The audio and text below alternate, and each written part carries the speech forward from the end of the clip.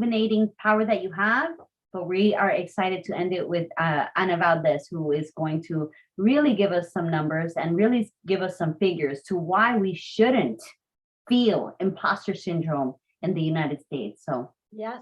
And Silvia just dropped the link to the guidelines that she was sharing. I just saw it on the chat. So make sure that you also save that link. Anna, like you're gonna bring us home. I know it. I've been waiting for this the whole time. Although we've had some incredible conversations, and I know you've been with us since the beginning. I know. I'm so inspired, Ileana and Sandra. You have created a monster, a fantastic monster here. It's like all this amazing Latinas, force of nature together, energized and united because of United Latinas. So I cannot be more excited. I cannot be more proud and honored to be here with you guys. You've really created an amazing group. And of course, everything that everybody has said, I've been watching the comments, the chat, everything has been amazing. And also, I cannot tell you how happy I am, first of all, to see some very good friends. And then the other part is to see so many people citing our information. That is so exciting. And for those of you that haven't heard our data, you'll understand why I'm saying this. I'm going to tell you a little bit about it. I'm not going to tell you too much because this is so energized that I think we have to put a face to the data and Latinas to the data, right? But I'm going to share with you some numbers, and the fact that this information has been quoted all through your event, not only citing us, like V, for example, or Eneida always adored these two women. They are best ambassadors, the same as the two of you, by the way, Sandra and Ileana, but also people that probably didn't even know it comes from us. It doesn't matter. What we want is this data to be mainstream, this data for everybody to use it. Beatriz said it in such a good way that her fans are like completely familiar with this. Sometimes the data that I'm going to share with you in a little bit is so powerful when you're watching your kid playing football and you're the only Latina there, and then suddenly you start sharing this information. People are like, wow, I didn't know. And then they call you for business. And so this is really, in my opinion, I'm excited to close this incredible event because it is just what I want to do is to give you tools so that now that you're so energized, you run with these numbers, and please use them everywhere. So information is power. So yes. let's get on it, and the floor is all yours. Thank you so much. Thank you. Well, to start with, I think that data also it is so ad hoc right now because the theme that you chose, which is changing the narrative, most of the times can only be done with data, right? I can tell you that I'm really nice, but then I have to show you the proof, right? And so the data is good to change the narrative. And that's how you'll see I have some changing the narrative points in my data here reserved for us. But I also wanted to go back to the calladitas no nos vemos más bonitas, right? This data is not very helpful if it remains in your drawer or if it remains in your mind, but you don't share it. So calladitas no nos vemos más bonitas. And in fact, one of the most important, Silvia and a lot of different people here talked about it, one of the most important tools that we have is our voice. And I'm going to talk a little bit about all the different voices that we have as Latinas. And so, you'll see. So I'm going to, again, I'm going to share my screen. I love how Ileana uses ta-ta-ta also like I do. Okay, so here it is, share screen. And then you're gonna see a little bit of my PowerPoint, but I'm gonna put it in presentation mode. So you'll see it. So my name is Ana Valdez. I am the president and CEO of the Latino Donor Collaborative. And what we are is a think tank that creates data, and we distribute it for free. So this data is for everybody to have. And what we do and what our board, we are a nonprofit, by the way, and we're supported by our board. Our board is made out of most of the top business people in the United States, and they actually, Latino business people, and they actually support the organization. So you rarely will see me fundraising, because I'm super lucky that these people are so dedicated for you to know these numbers, that it allows us to create the information and the data, and then for you to distribute it and use it as you please. So, so with that, who are Latinos? Of course, 3 Latinas and 2 Latinos. I had to put a little bit more Latinas because, of our event. So we come in all colors, in all, shapes, in all forms. But the truth is that, let me tell you a little bit of who Latinos are, because of course we know we're wonderful. We're, we dance really well. We like our food, right? But Latinos spend, as somebody already mentioned here, 1.7 trillion annually. And this is only Latinas. And let me tell you what the important part of this is, that according to all of our reports, 86% of all Latinas are the ones that control the spending at home. And think about it. Even if you have a very dominating husband, right? Or if you have parents that are kind of like monitoring you all the time, we make the decisions. In the end, we're the ones saying, where are we going to live? What are we going to buy? What are our kids, if we have kids, are going to, which school are they going to go to? So this is like a statistic that is proven. 86% of all the decisions in a household are made by a Latina in a Latino household. So when you look at the data, for example, 59% of Hispanic women consumed any regular soft drink. So what we're doing is actually driving the growth in numbers. We are good friends with a lot of the C-suite and with a lot of the CEOs of companies. And for example, the CEO of Walmart always tells us, and the great thing is that we can quote this number, 92% of the growth, not of the sales total, of the growth of Walmart comes from Latinos. Think about this. Without us, they wouldn't grow. So see how indispensable you are? See how important it is when you decide to go to Walmart or to Sam's or to Costco? So imagine the power that you have. As Latinas, you have the power to sway companies. You have the power to speak out and complain and create changes. You have the power to approve and to celebrate and create and empower a company itself. So I have numbers like this, and they are so many. Please email me if you need anything. Our website is latinodonorcollaborative.org. But I don't want to give you too many charts unless they really come handy to this conversation that we've had for 3 hours right now. So first of all, and I hope you all know this, but if you don't, please grab it and memorize it. We are the second largest group in the United States, right? Anglos are 60% and Latinos are 19%, almost 20%.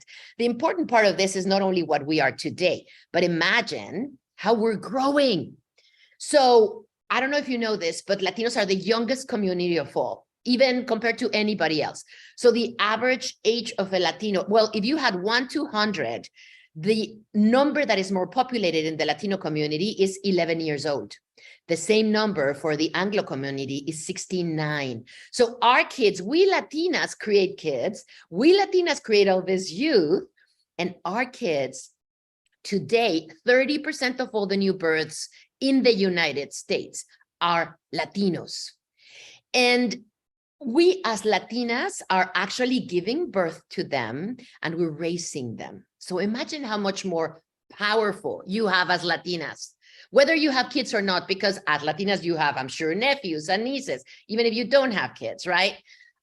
So this is super, super important. And I think one of the most important parts, as I said, 30% of Gen Alphas are Latinos. That is crazy, you guys. Imagine in a country that is the biggest potence until today in this world, in global economy, 30% of all the kids that are being born are Latinos. That's kind of mind-boggling to me. I mean, when we started creating this information, we actually realized that we had to go with partners of research that were incredibly credible, because the numbers are so compelling, then some people were not believing the numbers, even though they were official US Census numbers or official US Department of Labor numbers or official US, all kinds of secretaries and all kinds of offices, fancy offices in Washington, DC. People were like, I'm not sure these numbers are correct. And yes, they are correct. And so now we have Stanford and UCLA and Arizona State University and, Notre Dame University, and everybody saying these numbers so that there's no doubt these numbers are incredibly correct. And the thing is this, that lots of us, like me, I am an immigrant. So, when I came here to this country, lots of Latinos were actually immigrants. But in the last 10 years, the majority of the kids are being born here. So imagine that our kids, Latinas, who we are so powerful, right? And we're having all these incredible kids that are 30% of the kids being born in this country. Well, guess what? These kids are bicultural, sometimes bilingual, and they know that their parents have sacrificed everything for them. So they're motivated to go there and find their best opportunities to prove to their parents that their investment was correct, to thank their parents and to thank this country, quite frankly, because that's another thing that our community has. We are incredibly grateful. In this country, I'm not sure there's other community that is so grateful. We you serve in the military, we give back with our philanthropy. We just honor this country in so many different ways. So imagine more and more to your merit and to who you are as Latinas. When I said 30% in the country, I missed to say that 1 out of every 2 kids in New York and California are Latinos. Do you kind of I don't know about you, but these numbers are just crazy. By city, I can tell you. But what I'm going to tell you right now is about how we produce, because I already spoke about, we're consuming. That's great. We have a lot of, power, but we're also are producing. So 2.75 trillion are produced by Latinos in this country. And what that means is that if we were an economy, we would be the 5th largest economy, and more importantly, of the top 10 economies in the world. If we were an economy, US Latinos in the United States, only in the United States, I'm not talking about Latin America, only in the United States. If US Latinos in the United States were an economy, they would be the 3rd fastest growing in the world. Only China and India are my immigrant accent, right? Only China and India are actually growing faster than US Latinos in America. So for me, that's kind of crazy. Our good friend Steve Forbes always says that Latinos are the cavalry coming to America's economy. But let's remember these things, because ladies, we need to put this in front of everything we do. We need, as Beatriz, to tell this to our kids. Right? We need to use these numbers so that all the stereotypes and the preconceived ideas of some groups go away finally, because the myth versus the reality is huge, and the reality is infinitely better. And the reality is just fact-based. We're not praising ourselves. We're not relaunching a product. We're not marketing ourselves. We're just stating facts. Our kids are also enrolling in college much faster than any other community. And we are, again, buying and, driving most of the household products and most of the consumer product industries. I have all this information, and I'll share it with Ileana and Sandra so that you guys have it. But again, we're grateful. We're serving the military. And according to our report, we do a lot of reports, by the way. Till today, we've done 29 reports, and we're extremely proud of each one of them. You can get them all for free on our website, latinodonorcollaborative.org. But we did a coronavirus report. And as you all know, and I'm going to spare you the lines here, but Latinos suffered. They suffered tremendously, right? Especially the people that were on the front, right? The people that were, in the fields, and people that had to work in the streets and had to work in the stores, etc. But guess what? after that 2020, that was devastating for Latinos, not only with deaths, but also economically. Well, guess what? The first cohort back to work, according to the US Department of Labor, the first cohort were Latino men. Back in March 2021, they were back at even higher level of employment. And women didn't, because as you all know, anecdotally, and it's proven by the numbers, we all cared about our kids, right? We needed to make sure that our kids who were being taught digitally were fine. We needed, unfortunately, there was no infrastructure for daycare. So, lots of us had to stay, but we found our way. The biggest boost in entrepreneurship from Latinas happened right after the biggest crisis of coronavirus. So we found our way. We kept excelling, right? And just FYI, this is a number that always amazes me, especially because remember, Latinas, we're the ones making most of the decisions.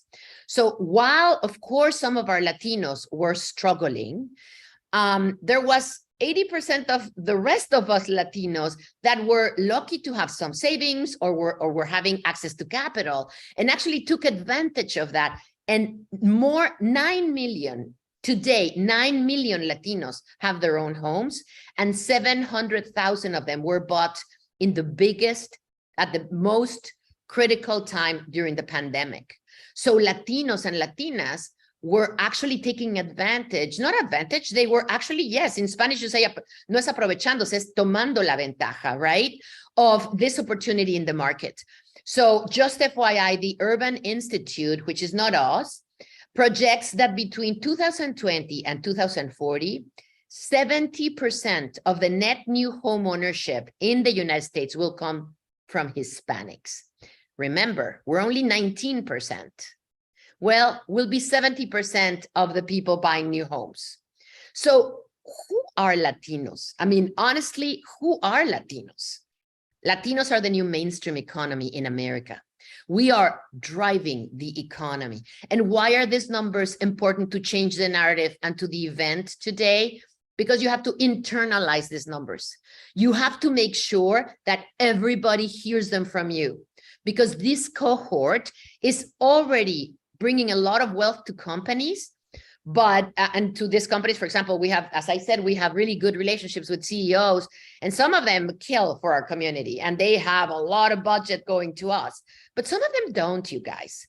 And that's why there's still a big gap between perception and reality. We do, another one of our reports is called Latino Representation in Media, and we do this.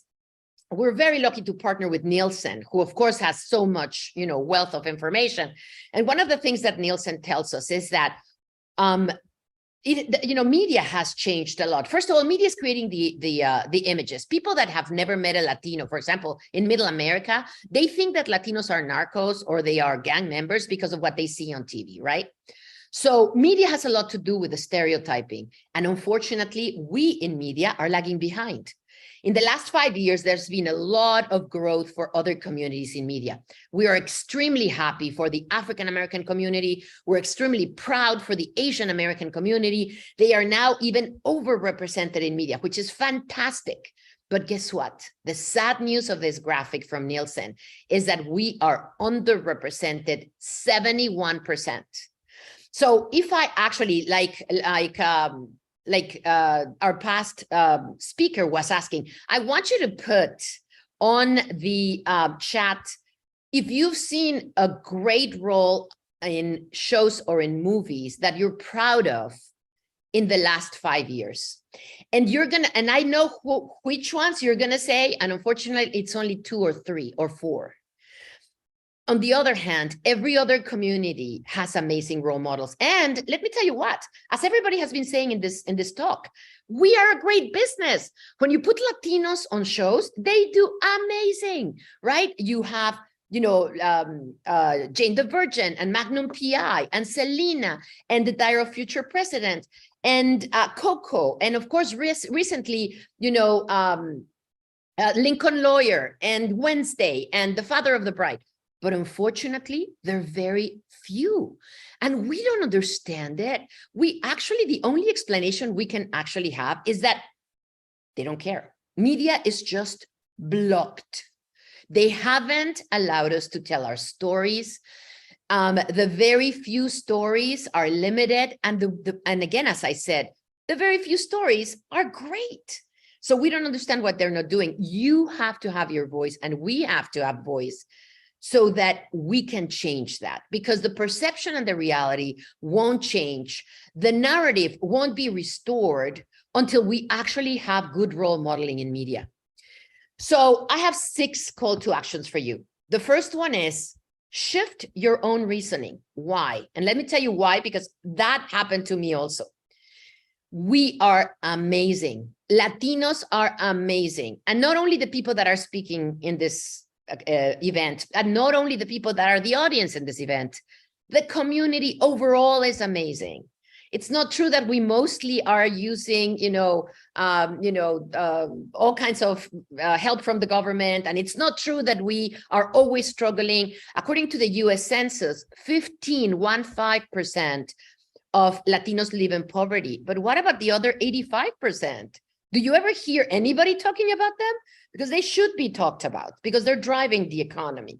So shift your reasoning, embed these numbers in your brain, because you will not only be able to have a voice to change the narrative, but you will actually absorb them and act on them, because you deserve it and you've earned it.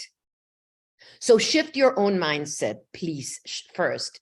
The second call to action is speak out.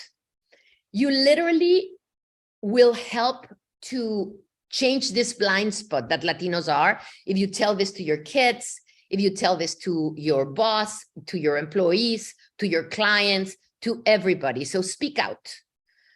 We are privileged to be also driving tremendously the growth in social media. Use your social media to spread these words. Number 3, demand metrics. And that's what we're doing with the reports that we do. We go to the companies in Hollywood and we say, hey, Discovery, you don't have one single show with a Latino lead. What are you going to do about it? Because we're having the press covering it. And so demand metrics wherever you are, those are the metrics we do at the Latino Donor Collaborative, but wherever you are in your corporation, if you have a business and you're doing procurement to a company, if you are, if you're applying for kids for universities, demand metrics, because Latinos need to know how we know already how we're advancing the growth in this country, and we need to catch up also in the tables that we can sit in the schools that we can attend to, and in the C-suites that we should be participating.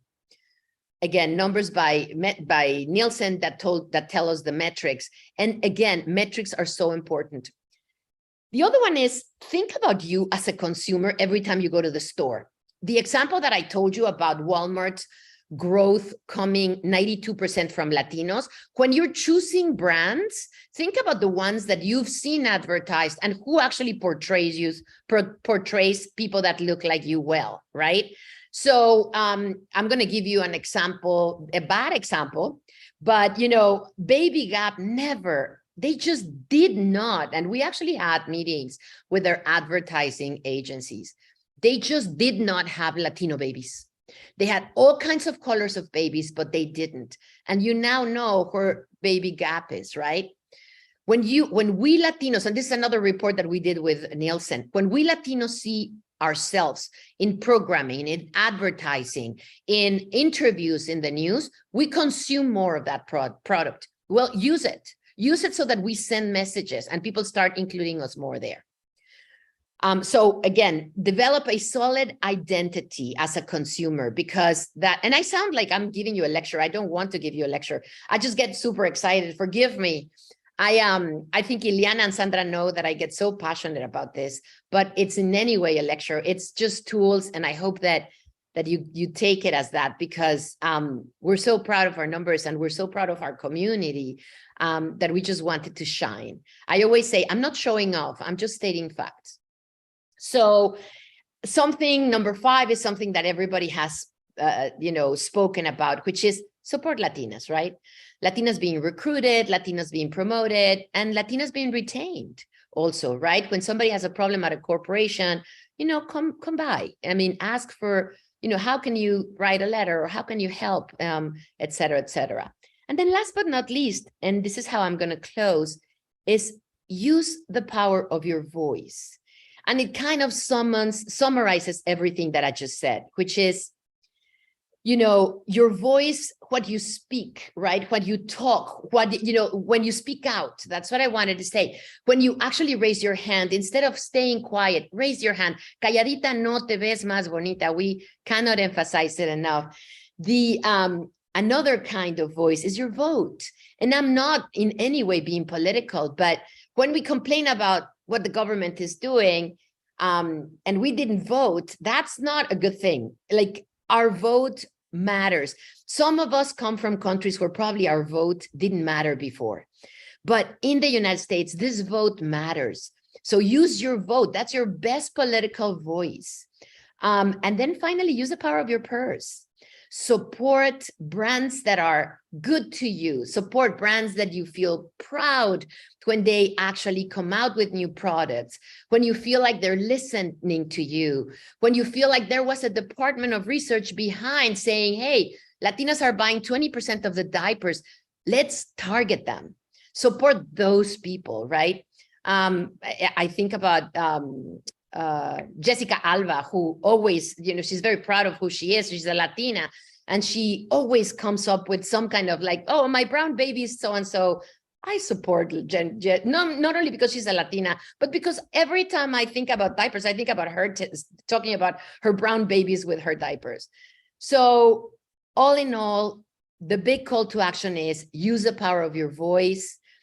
Don't be calladita, te ves más bonita. Remember what Beatriz said, neither, also this thing about, what her mother said. I don't know if you guys saw the first interview with Beatriz, but Beatriz was saying that her mother was saying, well, then at least say, con la boca abierta no entran con la boca cerrada no entran las moscas. No, none of that works. But what I want you to do is to use your voice, and please use this information for everything that you do. I hope it empowers every moment of your life, professional and personal. And Ileana and Sandra, again, what a joy. You guys are doing a terrific job with United Latinas, and it was an honor to be here. There are no powers after that. To your point, information is power. I know that I've seen this information from many of your talks again and again, and I'm still baffled because we still fall into previous habits and practices and behaviors, and don't realize the impact that those can have for the power of us, right? As a community, for our families, for the future generations. So it's important that we hammer these numbers again and again and again until we make them our own, right? Like part of our second nature. Thank you so much, Ana, for the great work that you and the Latino Donor Collaborative do. And I know that we have, together, United Latinas and the Latino Donor Collaborative, we have a lot of plans in place for this year. So also everybody that's here, be on the lookout, because there's a lot of other surprises for this year and moving forward. Absolutely. Thank you, Ana. Thank you again, guys. Bye. Thank you. There is power when we unite. There is power when we come together. I think that is often like we think about it and we're like, okay, yeah, that makes sense. But then we don't do anything about it. The fact is, and it has been proven here in this event and all of our previous events, that there is power when we come together. So I want to invite all of you to become part of what we're building at United Latinas. We are looking for individuals who have hunger, who have hearts, who have potential, who say, you know what, I'm tired of quedándome calladita. I want to voice. I want to expand my network. I want to live this life fully, period. Right? I want to live this life fully and dare myself to be the best version of myself. So I want to invite you to become part of what we're building at United Latinas and become part of this network, because we want to amplify your voices. We want to empower your stories. We want to see them. We want to read them. We want to resonate with them, because that is what we do at United Latinas. And all of that helps us all move forward collectively as an organization and as individuals. It helps us individually move forward and feel like we matter and like we have a voice that matters, and we are obligated and responsible to making sure that we ensure that our voice matters, because we were here first. Okay, we were already here. Okay, so let's make sure that we ensure that our children and our grandchildren have the power and don't grow up feeling calladita te ves más bonita, that they grow up feeling I am more empowered and I make more of a difference when I speak my mind and I share my voice and I share my thoughts about what I want the world, the future world that we live in, to look like. So those are my thoughts. I have grasped so much beautiful knowledge of all of you. Thank you so much for everything. But we want to give some last minute giveaways, don't we, Ileana? Yes, we do. And we've been gathering, we're saving the chat, we're saving your names. So we'll be reaching out to all the people that won something, either the premium membership for United Latinas or one of the books or one of the merch that we have.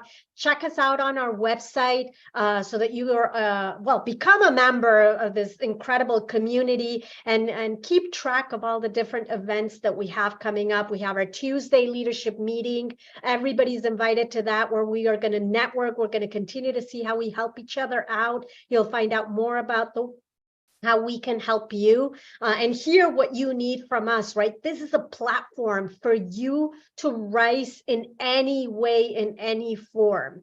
So stay appraised of that. And we have, yes, we have some more books. We have some more merch to give out.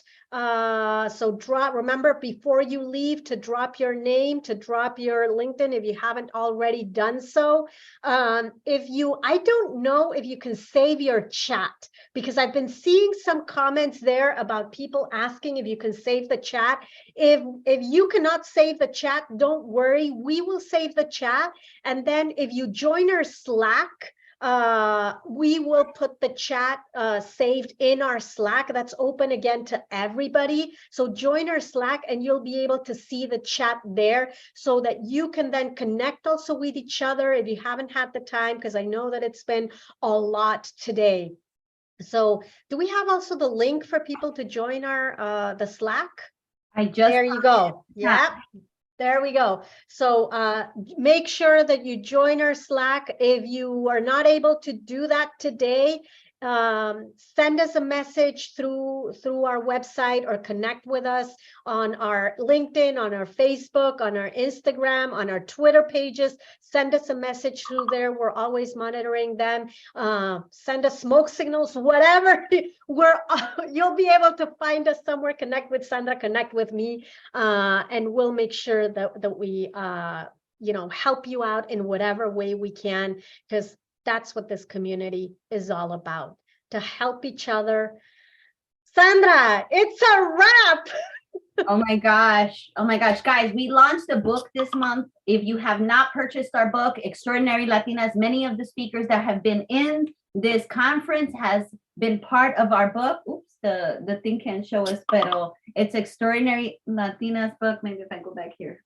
There you go. All right, so if you have not purchased our book, feel free to go on Amazon. It is available on Amazon, Extraordinary Latinas Volume 2. And you will hear more of the stories of the speakers that we have had in this space. But this is about elevating each other.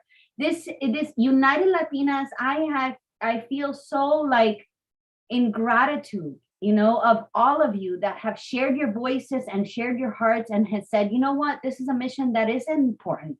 This is a mission that does matter, that we make sure that our voices, one another, matters, because we all have different stories to share, and we all have different impact that we have had on life and different impact that we can share upon others. So I am feeling, this is gratitude day for me. I'm just grateful for all of the comments that I have been seeing on the chat, and just feeling overwhelmed with love of this resonates with others. And that is our mission, to make sure that we're making an impact and making others feel like they are heard. and they matter. And this calladita te ves más bonita, that is no longer. Let's destroy No that. longer. Let's break that. Let's No get longer. loud. Let's make sure that our voices are heard. Let's make sure that we are impassionate about making positive change for the future of our communities and for the future of corporations. We know what needs to happen. We know what needs to how we can connect with one another. And I am just in a happy place. I am just like in awe with all of our speakers and all of the, I have like notes. It's a scribble. It's a scribble because I have a pen. I am a pen to paper person. But Anna, Beatrice, Sammy, Luisa, Lisette, Carolina, Anna, Anaya, like this is an powerful. Awesome. So before we leave, actually, we still have panelists. I can see you. If you want to turn quickly your camera on so that we all together say goodbye. Those of you that are still on, if you want to say goodbye before we leave. Sammy, Lisette, Carolina. There we go. Awesome. Thank you, everybody, for your words of wisdom, of empowerment. Thank you so much for being a part of United Latinas and supporting our mission. Thank you, everybody, for being with us for 4 hours. I hope you're as empowered, as inspired, as energized as we all are. Thank you so much, and see everybody next week in our event. And good luck everywhere in the world you are. Thank you. Let's make change. Make sure you join us at United Latinas.